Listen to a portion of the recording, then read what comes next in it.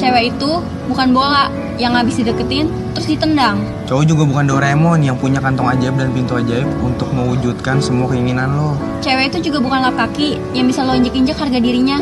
Cowok juga bukan HP yang dipilih-pilih karena kelengkapan fiturnya dan merek populernya. Cewek itu bukan piala bergilir yang bisa direbutin terus dipajang di lemari cowok. Jadi, hargai cewek Dan terimalah cowok apa adanya.